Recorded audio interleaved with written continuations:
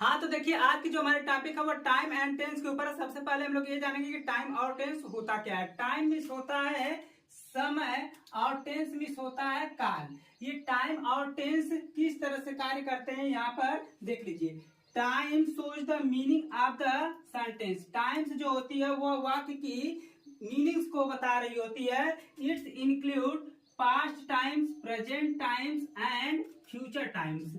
Past times का मतलब होता है बीती हुई समय और प्रेजेंट टाइम्स का मतलब होता है अभी अभी जो चल रही है वर्तमान समय और फ्यूचर टाइम्स का मतलब होता है भविष्य में आने वाली जो समय होती है उसके बारे में यह बता रहा होता है। बट जो टेंस होता है, टेंस मीन्स होता है काल। ये टेंस जो होता है, tense is the form of verb. Tense जो होता है वह क्रिया का एक रूप होता है। इट्स इंक्लूड मतलब क्या, present tense and past tense. इसमें वर्तमान काल और भूतकाल ही होते हैं। Present tense and the past tense. Tense जो होता है वह सिर्फ दो प्रकार का होता है, present tense and past tense. देखिए किस तरह से, जैसे हमने कहा कि tense is the form of verb. Tense जो है वह क्रिया का एक रूप है। तो क्रियाएं जितने प्रकार की होती होंगी, जितने इसके फॉर्म्स होते होंगे उतना ही तो टेंस भी होना चाहिए। तो देखिए जैसे कि वर्ब होती है, अगर ये वर्ब है तो वर्ब के कुछ फॉर्म्स चलते हैं। तो वर्ब के जो फॉर्म वो कितने फॉर्म में चल रही थी, present and past. Present form चला और इसका क्या चला, पास्ट फॉर्म चला। इसलिए यहाँ पर यह टेंस भी जो होता है वो क्या होता है, present tense and the past tense. Future नाम का कोई टेंस नहीं होता है। तो वो विल, वुड, शैल, शुड ये सब क्या होता है, ये जो होता है वो मॉडल वर्ब कहलाता है। वो क्या कहलाता है, मॉडल वर्ब्स कहलाता है। जो आपने विल शैल पढ़ा है वो क्या कहलाता है, मॉडल वर्ब कहलाता है। जो मॉडल वर्ब्स होते हैं जैसे will, would, shall, should, can, could, may, might, art, need, dare, use to, जो वर्ड होते हैं ये सभी क्या कहलाते हैं, मॉडल वर्ब्स कहलाते हैं। ये मॉडल वर्ब्स जो होता है ये भी दो पार्ट में बटा होता है। एक होता है हमारा क्या, सेमी मॉडल, और दूसरा होता है प्योर मॉडल। तो आपको ये बातें समझ में आ गई होगी कि जितने क्या होते हैं वर्ब्स के फॉर्म्स चलते हैं, मतलब फर्स्ट फॉर्म को ही हम लोग क्या कहते हैं, प्रेजेंट फॉर्म कहा जाता है। जो सेकेंड फॉर्म होता है उसे पास्ट फॉर्म कहा जाता है। जो थर्ड फॉर्म होता है उसे पास्ट पार्टिसिपल फॉर्म कहा जाता है। और जो फोर्थ फॉर्म होता है, जो क्रिया में आईएनजी लग जाता है, उसे जिरेंडियल फॉर्म भी आप कह सकते हो। तो ये जो होता है ये आपका फोर्थ फॉर्म होता है। और फिफ्थ फॉर्म जो होता है, जैसे क्रिया में यस, ईएस या आईएस जोड़ दिया जाता है तो क्या बन जाता है, क्रिया का फिफ्थ फॉर्म बन जाता है। तो आइए समझिए कि ये टेंस कितने प्रकार का होता है। जब हम इनको टाइम और टेंस दोनों को मिला करके एक साथ पढ़ते हैं तब ये हमारा कितना हो जाता है, तीन प्रकार का टेंस हो जाता है। तो ये टेंस जो होता है इसके कितने भाग होते हैं, तीन भाग होते हैं। टेंस जो होता है वो तीन भाग में बढ़ जाता है। पहला जो होता है वो प्रेजेंट टेंस। प्रेजेंट टेंस का मतलब होता है वर्तमान काल। दूसरा होता है पास्ट टेंस। पास्ट टेंस का मतलब होता है भूतकाल। तीसरा होता है फ्यूचर टेंस। फ्यूचर टेंस का मतलब होता है भविष्य काल। ये जो तीनों टेंस हैं, ये तीनों टेंस जो है इन तीनों टेंस के चार चार भूभाग होते हैं। फर्स्ट जो होता है, जैसे प्रेजेंट टेंस के ये चार भूभाग होंगे तो वो present indefinite tense, present continuous tense, present perfect tense and present perfect continuous tense. ये जो प्रेजेंट इंडिफिनिट टेंस होता है इसी को सिंपल प्रेजेंट टेंस भी कहा जाता है। इसी को क्या कहा जाता है, सिंपल प्रेजेंट टेंस भी कहा जाता है। और प्रेजेंट कंटीन्यूअस टेंस जो होता है इसी को क्या कहा जाता है, प्रेजेंट प्रोग्रेसिव टेंस भी कहा जाता है। इसी को प्रेजेंट इम्परफेक्ट टेंस भी कहा जाता है। अब यहाँ पर देखिए प्रेजेंट परफेक्ट टेंस जो होता है, प्रेजेंट परफेक्ट टेंस जो होता है मतलब इसका मतलब होता है क्या, पूर्ण वर्तमान काल। पूर्ण वर्तमान काल जो होता है इसी को कहा जाता है प्रेजेंट प्लू परफेक्ट टेंस भी कहा जाता है। अब यहाँ पर देख लीजिए present perfect continuous tense. Present perfect continuous tense जो होता है इसी को अलग नाम से भी जानते हैं, present perfect imperfect tense, present perfect progressive tense के नाम से भी जाना जाता है। तो आइए देख लीजिए, इस तरह से आपका पास्ट टेंस जो होता है, ये पास्ट टेंस जो होता है इसके भी 4 भाग होते हैं। Past indefinite tense, past continuous tense, past perfect tense and past perfect continuous tense. इसी प्रकार सेम टू सेम ये होता है फ्यूचर का। फ्यूचर टेंस में future indefinite tense, future continuous tense, future perfect tense and future perfect continuous tense. तो यहाँ पर देखिए सभी के क्या एक चार्ट बना दिया गया। इस चार्ट के माध्यम से हम आपको पूरे टेंस को खत्म कर देंगे।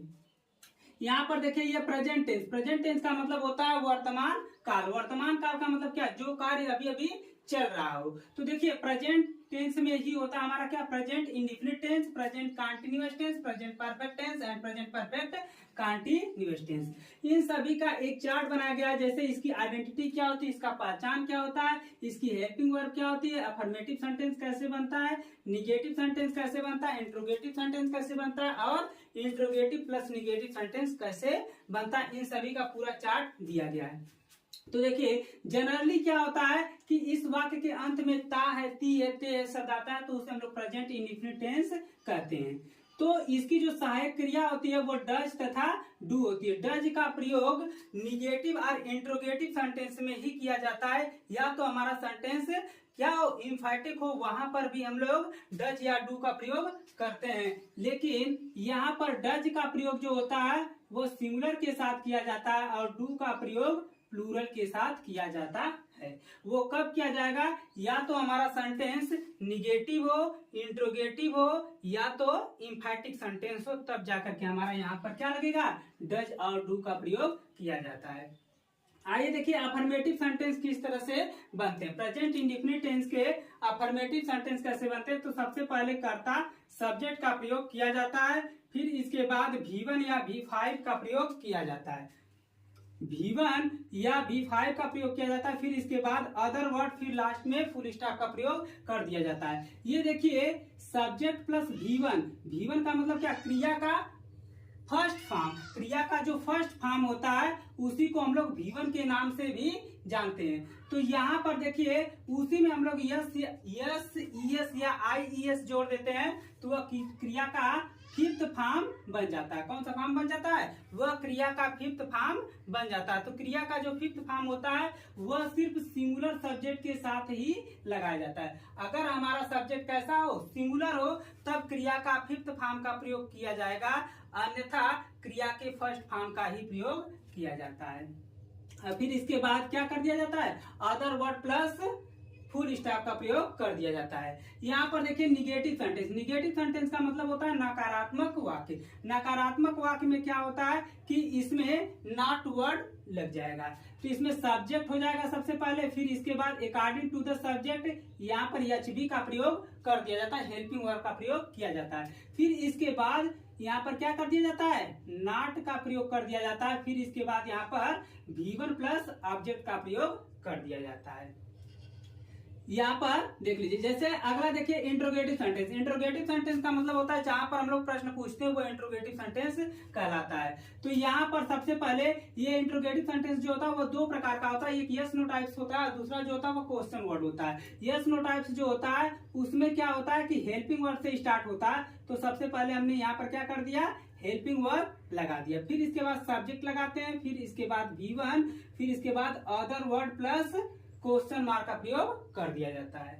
फिर लास्ट में यहाँ पर देखिए interrogative plus negative. Interrogative plus negative में क्या हो जाएगा, सब्जेक्ट के बाद नॉट लग जाएगा। तो यहाँ पर देखिए ये HB है, मतलब हेल्पिंग वर्ब। हेल्पिंग वर्ब जब कभी भी हम लगाएंगे अकॉर्डिंग टू द सब्जेक्ट लगाएंगे। सब्जेक्ट अगर सिंगुलर होगा तो सिंगुलर की वर्ब लगाएंगे, अगर वो प्लूरल होगा तो वो प्लूरल का वर्ब लगाएंगे।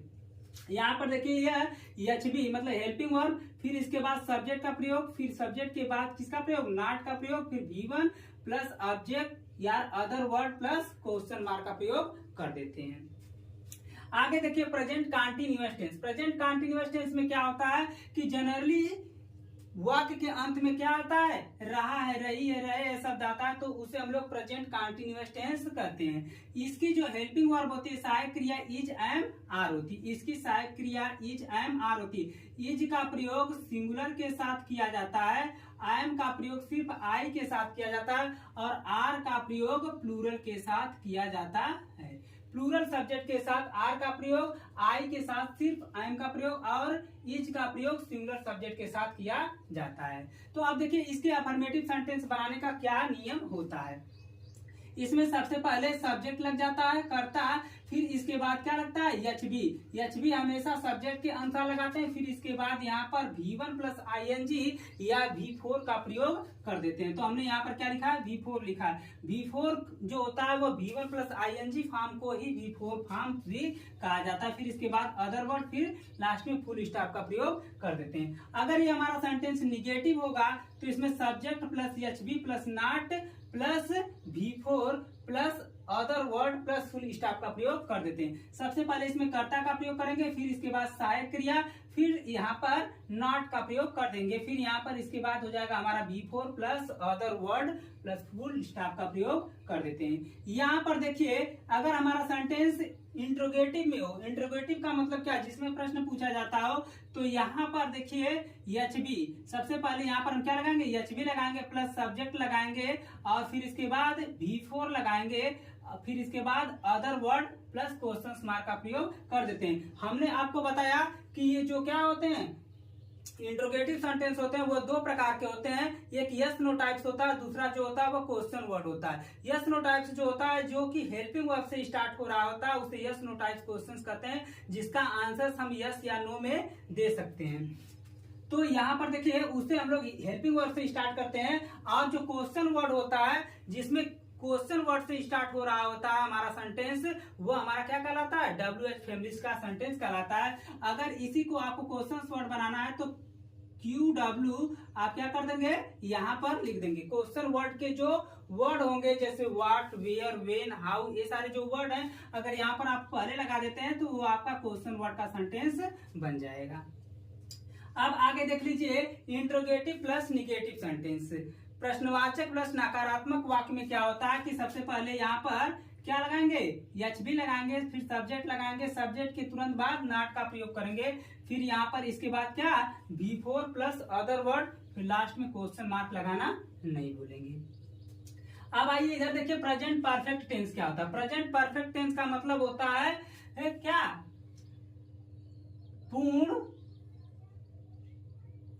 वर्तमान काल, पूर्ण वर्तमान काल। यहाँ पर प्रेजेंट परफेक्ट टेंस का मतलब क्या हो जाएगा, पूर्ण वर्तमान काल। जैसे इसके वाक्य के अंत में क्या आएगा, चुका है, चुकी है, चुके हैं, इसके अलावा खाया है, पिया है, लिया है, दिया है, या है, ई है, ई है, ऐसे शब्द आता है तो उसे हम लोग क्या कहते हैं, प्रेजेंट परफेक्ट टेंस कहते हैं। इसकी सहायक क्रिया जो होती है वो हैज और हैव होती है। हैज का प्रयोग सिंगुलर के साथ किया जाता है और हैव का प्रयोग प्लूरल के साथ किया जाता है। आगे देख लीजिए इसके अफर्मेटिव सेंटेंस को बनाने का जो नियम होता है वो क्या होता है, subject plus HB plus V3 plus other word का प्रयोग किया जाता है। तो देखिए इसमें क्रिया का कौन सा फॉर्म लगता है, तीसरा फॉर्म लगता है, जिसे आप पास्ट पार्टिसिपल फॉर्म भी कहते हो। देखिए यहाँ पर क्या होगा, ये सब्जेक्ट, फिर इसके बाद एचबी, सब्जेक्ट के अनुसार ही यहाँ पर हम क्या लगा देंगे, एचबी लगा देंगे, फिर यहाँ पर V3 प्लस अदर वर्ड लगा करके फिर यहाँ पर लास्ट में फुल स्टॉप लगा देंगे। आगे देखिए अगर ये हमारा सेंटेंस निगेटिव में होगा तो निगेटिव में होगा तो सबसे पहले subject plus HB plus not plus V3 plus other word plus full stop का प्रयोग कर देते हैं। और आगे यहाँ पर देखिए इंट्रोगेटिव सेंटेंस, इंट्रोगेटिव सेंटेंस में क्या होगा कि सबसे पहले एचबी लगा देंगे, फिर सब्जेक्ट लगाएंगे, फिर क्या लगाएंगे, V3 लगाएंगे, फिर अदर वर्ड प्लस लास्ट में क्वेश्चन मार्क लगा देंगे। और यहाँ पर देखिए interrogative plus negative sentence, interrogative plus negative sentence जो होता है उसमें सब्जेक्ट के तुरंत बाद नॉट का प्रयोग कर देते हैं। तो यहाँ HB plus subject plus not plus V3 plus other word plus question mark का प्रयोग कर दिया जाता है। अब यहाँ पर देखिए present perfect continuous tense, present perfect continuous tense का मतलब होता है पूर्ण अपूर्ण वर्तमान काल। पूर्ण अपूर्ण वर्तमान काल जो होता है इसमें क्या होता है कि समय के साथ रहा है, रही है, रहे है इत्यादि शब्द आता है तो उससे हम लोग क्या कहते हैं, प्रेजेंट परफेक्ट कंटीन्यूअस टेंस कहते हैं। जैसे वो 2 घंटे से पढ़ रहा है, वह 4 घंटे से किताब पढ़ रही है, तो इस तरह के जो सेंटेंस होते हैं वो क्या होता है, वो प्रेजेंट परफेक्ट कंटीन्यूअस टेंस का सेंटेंस होता है। इसकी जो सहायक क्रिया होती है वो हैज बीन तथा हैव बीन होती है। हैज बीन का प्रयोग सिंगुलर सब्जेक्ट के साथ किया जाता है और हैव बीन का प्रयोग प्लूरल सब्जेक्ट के साथ किया जाता है। इसको अफर्मेटिव सेंटेंस बनाने का जो क्या होता है स्ट्रक्चर होता है, सबसे पहले subject plus HB plus V4 plus other word plus since या फॉर। सिंस या फॉर जो होता है वो अकॉर्डिंग टू द टाइम लगता है, जैसा समय हो। निश्चित समय के लिए सिंस का प्रयोग और फॉर का प्रयोग अनिश्चित समय के लिए किया जाता है। फिर लास्ट में यहाँ पर क्या होता है टाइम का प्रयोग कर दिया जाता है। अब देखिए ये सिंस का प्रयोग और फॉर का प्रयोग कहाँ पर होता है, जिसे हम घड़ी या कैलेंडर में देख सकते हैं, वहां पर हम लोग सिंस का प्रयोग करेंगे। वह निश्चित समय होता है जिसे हम घड़ी या कैलेंडर में नहीं देख सकते हैं, उसके साथ हम लोग फॉर का प्रयोग करेंगे, वो अनिश्चित समय होता है। आगे देखिए इसके निगेटिव सेंटेंस बनाने का क्या नियम होता है। इसमें सब्जेक्ट हो जाएगा प्लस क्या हो जाएगा हैज या have plus not plus been plus V4 plus other word फिर सिंस या for plus time plus full stop का प्रयोग कर दिया जाता है। आगे देखिए इंट्रोगेटिव सेंटेंस। इंट्रोगेटिव सेंटेंस कैसे बनेगा कि इसमें सबसे पहले किसका प्रयोग करेंगे हैज या हैव। हैज या हैव हमेशा सब्जेक्ट के अनुसार लगाएंगे, फिर इसके बाद subject plus been plus V4 plus other word फिर इसके बाद सिंस या for plus time plus last में क्वेश्चन मार्क लगा देंगे। अगर इसमें क्या होगा इंट्रोगेटिव प्लस निगेटिव होगा तो सब्जेक्ट के बाद नॉट का प्रयोग कर दिया जाता है। तो यहाँ पर देखिए हैज या have plus subject plus not plus been plus V4 plus other word plus क्या सिंस या फॉर प्लस टाइम का प्रयोग कर दिया जाता है।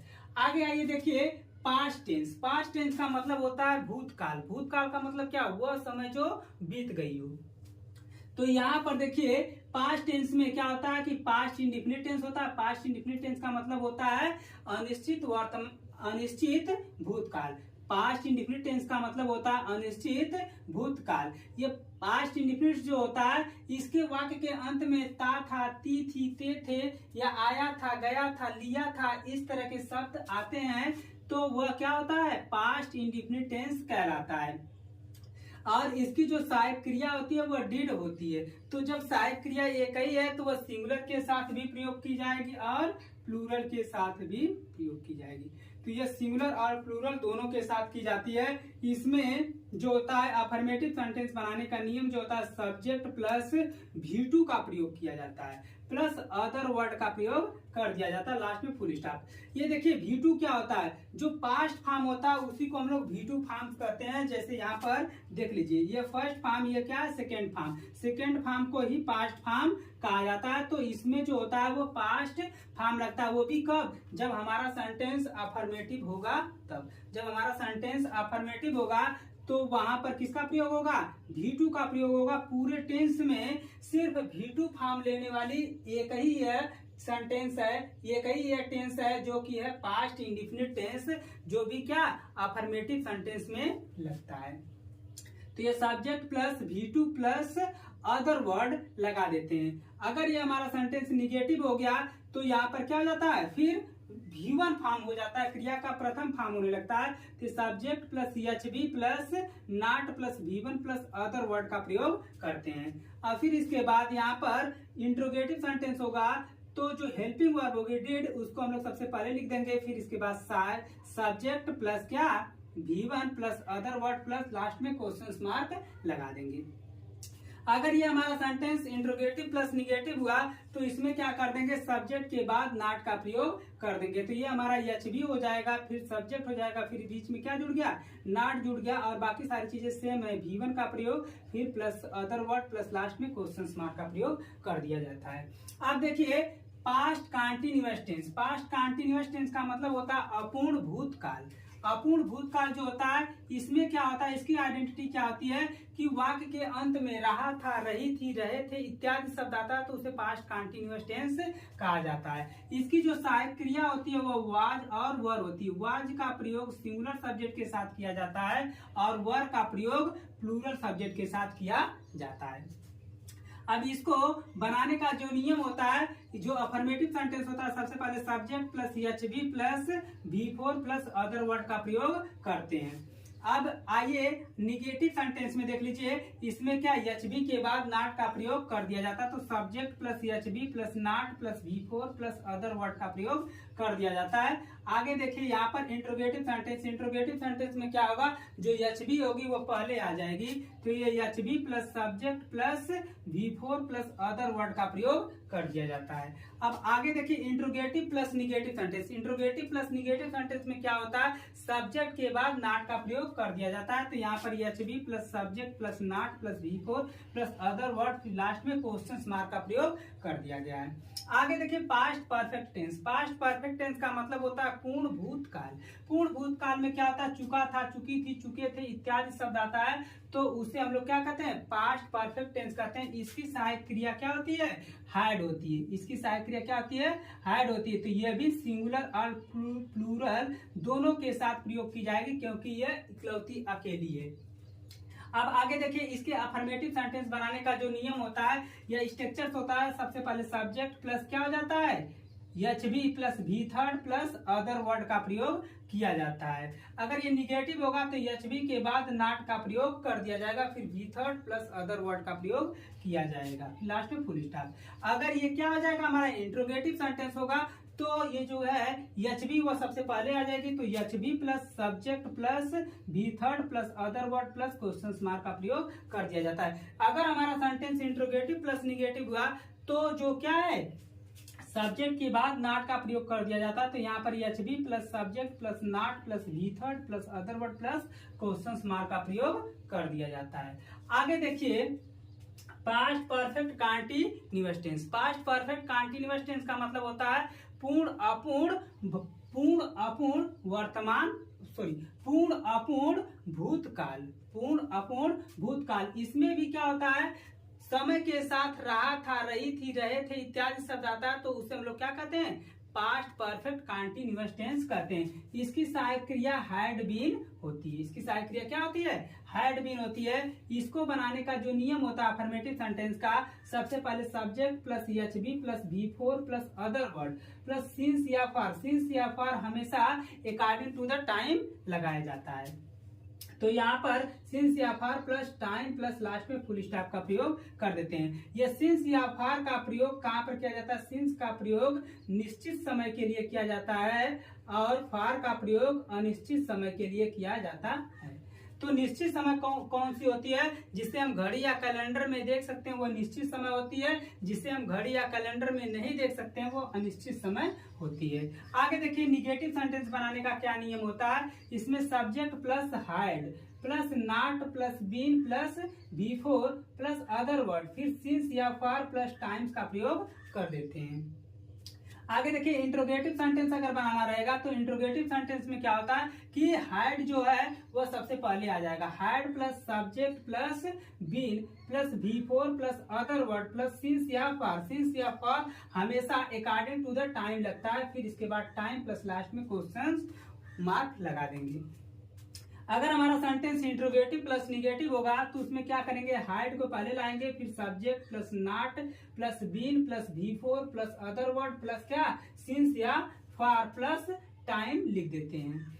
आगे आइए देखिए फ्यूचर टेंस, फ्यूचर टेंस का मतलब होता है भविष्य काल। भविष्य काल में क्या होता है कि इसके भी चार भाग होते हैं, जैसे यहाँ पर future indefinite tense, future indefinite tense का मतलब होता है अनिश्चित भविष्य काल। इसमें देखिए पहचान क्या होता है, इसकी आइडेंटिटी, वाक्य के अंत में गा गी गे शब्द आते हैं, वाक्य के अंत में क्या आता है, गा गी गे शब्द आता है, तो उसे हम लोग क्या कहते हैं, फ्यूचर इंडिफिनिट टेंस कहते हैं। इसकी सहायक क्रिया विल या शैल होती है। यहाँ पर इसकी सहायक क्रिया क्या होती है, विल या शैल होती है। शैल का प्रयोग कहाँ पर किया जाता है, फर्स्ट पर्सन कर्ता के साथ किया जाता है, आई और वी के साथ, आई और वी के साथ शैल का प्रयोग, और बाकी सभी के साथ किसका प्रयोग, विल का प्रयोग किया जाता है। बाकी कौन होता है, second person and third person. Second person you और थर्ड पर्सन क्या, ही सी इट। दे तथा नाम जो होता है वो क्या कहलाता है, थर्ड पर्सन कहलाता है। तो थर्ड पर्सन के साथ किसका प्रयोग, विल का प्रयोग। लेकिन आप according to the modern English grammar, modern English grammar के साथ आप सभी के साथ विल का प्रयोग कर सकते हो, कोई दिक्कत नहीं होगी। आगे देखिए अफर्मेटिव सेंटेंस। अफर्मेटिव सेंटेंस में क्या होता है कि सबसे पहले इसमें क्या लगाएंगे, सब्जेक्ट लगाएंगे, फिर एचबी लगाएंगे, एचबी लगाएंगे और फिर इसके बाद क्या V1 plus other word plus full stop का प्रयोग करते हैं। अगर हमारा सेंटेंस निगेटिव हुआ तो एचबी के बाद क्या लगा देंगे, नॉट का प्रयोग कर देंगे और बाकी सारी चीजें सेम होंगी। आगे हमारा सेंटेंस इंट्रोगेटिव है। अगर तो इंट्रोगेटिव में क्या हो जाएगा, एचबी सबसे पहले आ जाएगी, फिर subject plus V1 plus other word plus question mark का प्रयोग कर देते हैं। और आगे देखिए इंट्रोगेटिव प्लस निगेटिव सेंटेंस है तो इसमें सब्जेक्ट के बाद नॉट का प्रयोग कर दिया जाता है। तो H B plus subject plus not plus V1 plus other word plus question mark का प्रयोग कर दिया जाता है। आगे देखिए future continuous tense. Future continuous tense क्या होता है कि ये होता है अपूर्ण भविष्य काल। इसमें क्या होता है, वाक्य के अंत में रहा होगा, रही होगी, रहे होंगे इत्यादि शब्द आता है तो उसे हम लोग फ्यूचर कंटिन्यूअस टेंस कहते हैं। इसकी जो सहायक क्रिया होती है वो विल बी तथा शैल बी होती है। इसकी जो सहायक क्रिया होती है वो विल बी तथा शैल बी होती है। ये देखिए अफर्मेटिव सेंटेंस बनाने का इसमें क्या नियम होता है, subject plus HB plus V4 plus other word का प्रयोग कर दिया जाता है। आगे यही सेंटेंस हमारा निगेटिव होगा तो विल या शैल के बाद नॉट प्लस बी का प्रयोग कर दिया जाता है। तो सब्जेक्ट प्लस विल या shall plus not plus be plus V4 plus other word का प्रयोग कर दिया जाता है। आगे अगर हमारा सेंटेंस इंट्रोगेटिव हुआ तो इंट्रोगेटिव में विल या शैल पहले आ जाता है प्लस क्या आ जाता है, सब्जेक्ट प्लस बी प्लस क्या V4 प्लस अदर वर्ड का प्रयोग कर दिया जाता है। तो देखिए अगर ये हमारा इंट्रोगेटिव सेंटेंस क्वेश्चन मोड वाला होगा, आई मीन्स WH फैमिली वाला होगा, तो इसमें क्या कर देंगे, WH या क्वेश्चन वर्ड सबसे पहले लिख देंगे और बाकी सारी चीजें सेम टू सेम उतार देंगे। आगे देखिए यहाँ पर इंट्रोगेटिव प्लस निगेटिव हुआ तो भी उसमें भी उसी तरह से बनता है, सब्जेक्ट के बाद नॉट का प्रयोग कर दिया जाता है। इसमें बस इतना ही चेंजिंग होती है। तो यहाँ पर क्या होता है, विल या shall plus subject plus not plus be plus V4 plus other word का प्रयोग कर दिया जाता है। लास्ट में क्वेश्चन मार्क लगाना नहीं बोलेंगे। आगे future perfect tense. Future perfect tense का मतलब होता है पूर्ण भविष्य काल। फ्यूचर परफेक्ट टेंस का मतलब होता है पूर्ण भविष्य काल। इसके वाक्य के अंत में क्या आता है, चुका होगा, चुकी होगी, चुके होंगे इत्यादि शब्द आता है तो उसे हम लोग क्या कहते हैं, फ्यूचर परफेक्ट टेंस कहते हैं। इसकी सहायक क्रिया विल हैव तथा शैल हैव होती है। आगे देखिए इसके अफर्मेटिव सेंटेंस बनाने का क्या नियम होता है। तो देखिए इसमें सबसे पहले subject plus HB plus V3 plus other word का प्रयोग कर दिया जाता है। अगर यही सेंटेंस हमारा निगेटिव होगा तो विल या शैल के बाद नॉट का प्रयोग कर दिया जाता है। सब्जेक्ट प्लस विल या shall plus not plus have plus V3 plus other word का प्रयोग कर दिया जाता है। आगे यही सेंटेंस हमारा इंट्रोगेटिव अगर हुआ तो विल या शैल प्लस क्या, यहाँ पर ये इंट्रोगेटिव नहीं है, ये तो हमारा क्या इंट्रोगेटिव सेंटेंस है। इंट्रोगेटिव सेंटेंस में नॉट का प्रयोग नहीं होता, यहाँ पर सब्जेक्ट रहेगा। तो विल या shall plus subject plus have plus क्या V3 plus other word plus last में क्वेश्चन मार्क का प्रयोग कर दिया जाता है। आगे देखिए यही सेंटेंस है हमारा, अगर इंट्रोगेटिव प्लस निगेटिव हुआ तो उसमें क्या हो जाएगा, सब्जेक्ट के बाद नॉट का प्रयोग कर दिया जाता है। तो विल या शैल प्लस सब्जेक्ट प्लस क्या not plus have plus V3 plus other word last में क्वेश्चन मार्क का प्रयोग कर दिया जाता है। अब देखिए लास्ट में हमारा लास्ट सेंटेंस बचा हुआ है future perfect continuous tense. Future perfect continuous tense का मतलब होता है पूर्ण अपूर्ण भविष्य काल, जिसमें क्या होता है वाक्य के अंत में क्या दिया रहेगा, रहा होगा, रही होगी, रहे होंगे इत्यादि शब्द दिया रहेगा, लेकिन वाक्य में समय अवश्य दिया होता है। इसको हमने कहा कि क्या समय के साथ रहा होगा, रही होगी, रहे होंगे शब्द आता है तो वो हमारा फ्यूचर परफेक्ट कंटीन्यूअस टेंस का टेंस कहलाता है। इसकी जो सहायक क्रिया होती है वो विल हैव तथा विल हैव बीन तथा शैल हैव बीन होती है। इसके अफर्मेटिव सेंटेंस बनाने का जो नियम होता है subject plus HB plus V4 plus other word plus क्या सिंस या फॉर प्लस टाइम का प्रयोग कर दिया जाता है। आगे देखिए यहाँ पर अगर हमारा सेंटेंस निगेटिव हुआ तो निगेटिव में क्या हो जाएगा कि विल हैव या शैल हैव के बाद नॉट का प्रयोग कर दिया जाता है, फिर इसके बाद been plus V4 plus other word plus since या फार। सिंस या फार हमेशा अकॉर्डिंग टू द टाइम लगाया जाता है। अगर हमारा सेंटेंस इंट्रोगेटिव हुआ तो उसमें क्या हो जाएगा, विल हैव या शैल हैव पहले आ जाएगा, फिर इसके बाद सब्जेक्ट प्लस क्या आ जाएगा, been plus V4 plus other word, फिर क्या सिंस या फार प्लस टाइम का प्रयोग कर दिया जाता है। अगर हमारा सेंटेंस इंट्रोगेटिव प्लस निगेटिव हुआ तो उसमें सब्जेक्ट के बाद नॉट का प्रयोग कर दिया जाता है। तो विल हैव या शैल हैव प्लस क्या subject plus not plus V4 plus other word plus since या फार प्लस टाइम का प्रयोग कर दिया जाता है। इस तरह से पूरे 12 टेंस क्या होते हैं, समाप्त हो जाते हैं। Thank you.